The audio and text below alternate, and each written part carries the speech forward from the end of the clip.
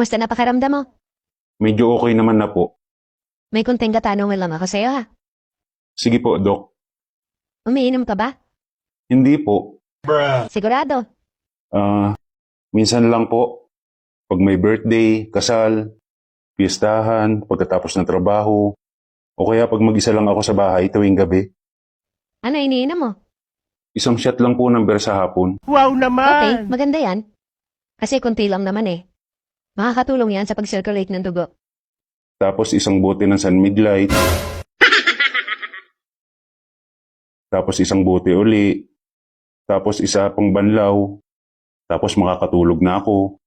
Paggising ko, isang bote uli, pangalis ng hangover. So, sa madaling salita, umiinom ka. Opo,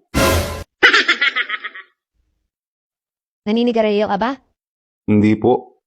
Sigurado. Minsan lang po. Pagkatapos kumain, o kaya nasa CR ako, nagbabawas. O kaya pag umiinom ako, pag naboboring ako dahil mag-isa lang ako. O kaya pag break time sa trabaho. O kaya naman pag malansa yung ulam ko. So, sa madaling salita, naninigarilyo ka. Yes or no? Yes, May ininom ka bang gamot nito mga nakaraang araw? wala po. Sigurado? Nung 1 linggo pa po yun. Paracetamol lang naman po iniinom ko. Pag nararamdaman ko na sasakit po ang ulo ko. O kaya naman pagramdam ko na sesermonan ako ng asawa ko. Bakit naman? Inuunahan ko na po. Kasi sigurado namang sasakit ang ulo ko dahil sa sermon ng asawa ko.